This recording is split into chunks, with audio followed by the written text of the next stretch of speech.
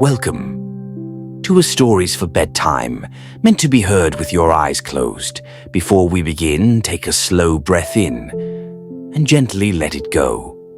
Tonight, I'll tell you about a town where every morning erases the past, a town where memories disappear at dawn, and one man who never forgets.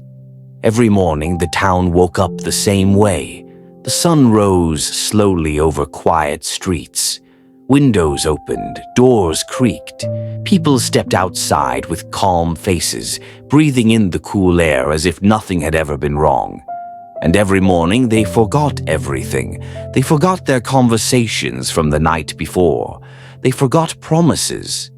They forgot fear. They forgot each other's secrets. They forgot everything. Everyone except one man. His name was Elias. Elias woke up every morning already tired, even though he had slept. Not because his body was exhausted, but because his mind carried memories no one else could hold. He remembered yesterday, and the day before that, and every day before that. Going back as far as he could remember, he remembered the first time he realized something was wrong. That morning, years ago, his neighbor smiled at him and said, "Nice to meet you." They had known each other for 10 years. Elias sat up in bed, staring at the ceiling of his small apartment. The alarm clock read 6:03 a.m. He reached for the notebook on his nightstand. Its pages were worn, filled with handwriting, his handwriting written over and over again. At the top of today's page, he wrote the same sentence he wrote every night. "If you're reading this, they've forgotten again." He took a slow breath. Outside, the town was already waking. The town was called Hollow Creek. It looked normal, peaceful even, a place people passed through without a second glance. One main road, a small diner, a post office, a church that rang its bell every morning at 7. No fences, no warning signs. Nothing to tell you that something here was deeply, terribly wrong. Elias walked to the diner for breakfast like he always did. Inside, the smell of coffee and warm bread filled the air. The waitress smiled brightly when she saw him. "Good morning. What can I get you?" Elias looked at her for a moment longer than normal. "You know what I like," he said gently. She laughed. "I'm sorry, have we met before?" His chest tightened, but he nodded calmly. "Just coffee," he said. "Black." She wrote it down like it was the first time. It always was. For her, everyone in Hollow Creek forgot at dawn. But the forgetting wasn't sudden. It was gentle, like memories slipping quietly into sleep. No pain, no panic, just emptiness where yesterday used to be. That was the cruelest part. Elias remembered when he tried to warn them. He stood in the town square once, shouting, begging people to listen. "You forget every morning," he told them. "Write things down. Trust me." They stared at him like he was sick. By the next day, they forgot that too, including him. Back in his apartment that evening, Elias prepared for the night. He locked his door, closed the curtains, sat at his desk with the notebook open. This was the most important part of the day. Every night before the forgetting came, Elias wrote, not just facts, but feelings, because facts alone weren't enough to survive this town. He wrote, "You are not crazy. This town resets every morning. You are the only one who remembers." His pen paused, then he added a new line, "And someone else might be starting to remember too." Earlier that day, something had changed. At the edge of town, near the old bus stop, Elias had seen a woman staring at a wall covered in notes he had secretly posted over months. She wasn't confused, she was scared, and fear was not something people in Hollow Creek usually remembered. Elias closed his notebook and turned off the light. As he lay in bed, listening to the quiet hum of the town, a single thought stayed with him. What happens when someone remembers too much? Outside, the night deepened, and somewhere in Hollow Creek, the forgetting was already waiting for dawn. Elias noticed her again the next morning. She stood across the street from the diner, holding a cup of coffee she hadn't touched. Her eyes weren't empty like the others. They moved slowly, carefully, as if she was trying to catch something slipping away. That alone was strange. People in Hollow Creek didn't hesitate. They didn't pause to think.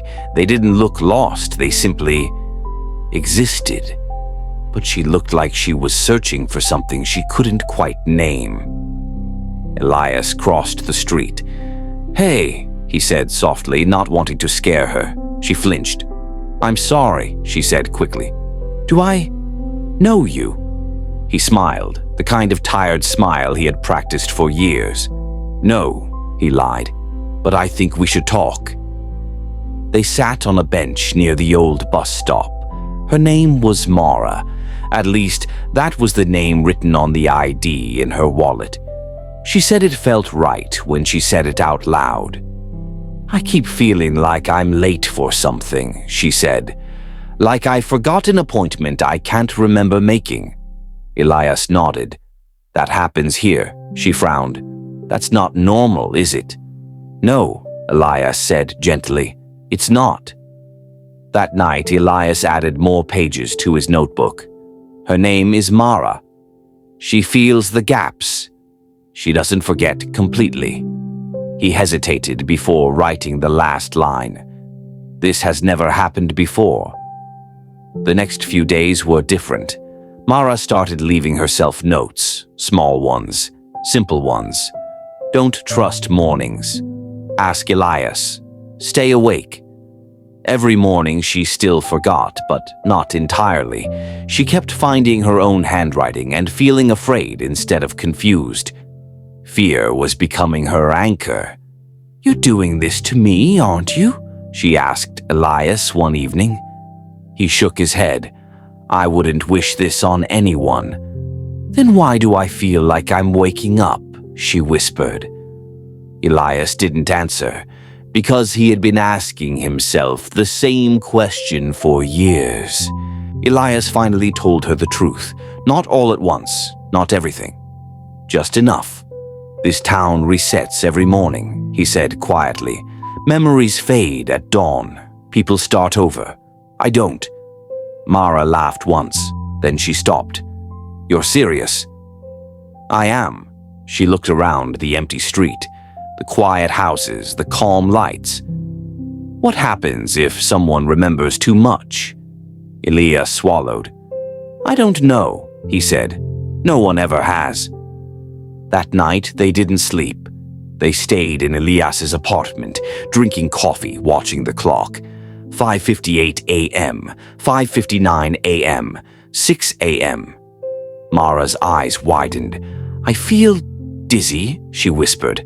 Her hand trembled. Elias watched carefully. At 6:01, she closed her eyes. At 6:02, she opened them again. She stared at him. "Elias," she said, slowly, carefully. "I remember." His breath caught. The town changed after that. Not visibly, but Elias felt it. The air felt heavier, the silence deeper. People started getting headaches, nightmares, a sense that something was wrong but impossible to explain. And then, the notes started disappearing, not fading, being removed. They found the building at the edge of town by accident. No sign, no name, just a door that was always locked. Until one night, it wasn't. Inside, the walls were covered with calendars, clocks, schedules, all stopped at dawn. In the center of the room was a simple sentence carved into the wall. "Memory is a mistake." They understood then. The town wasn't cursed, it was protected. Something had decided that forgetting was safer than remembering. Pain erased, loss undone, regret reset every morning. But at a cost, a life without growth, without truth, without choice. Maybe this place is meant to be this way, Mara said softly. Maybe remembering is the real danger. Elias looked at her. Or maybe forgetting is. The clock began to tick again. 6 a.m. was coming. They had one choice. Stay and forget together. Or leave and remember everything, including the pain. As dawn approached, they stood at the edge of Hollow Creek. The sun began to rise. Elias closed his notebook for the last time. Mara took his hand. Behind them, the town waited to forget. Ahead of them was uncertainty, but it was real. They stepped forward, and for the first time, the morning didn't erase everything. The town woke up, and 2 people were gone. Somewhere far away, Elias opened a new notebook. On the first page, he wrote, "We chose to remember. Now let the calm of this story settle within you. Let your breathing slow, your body relax. Think of Johann's courage, the Guardian's patience, and the magic that blooms from kindness. And drift into sleep knowing that goodness, even in small acts, always returns in ways beyond imagination. Good night and sweet dreams."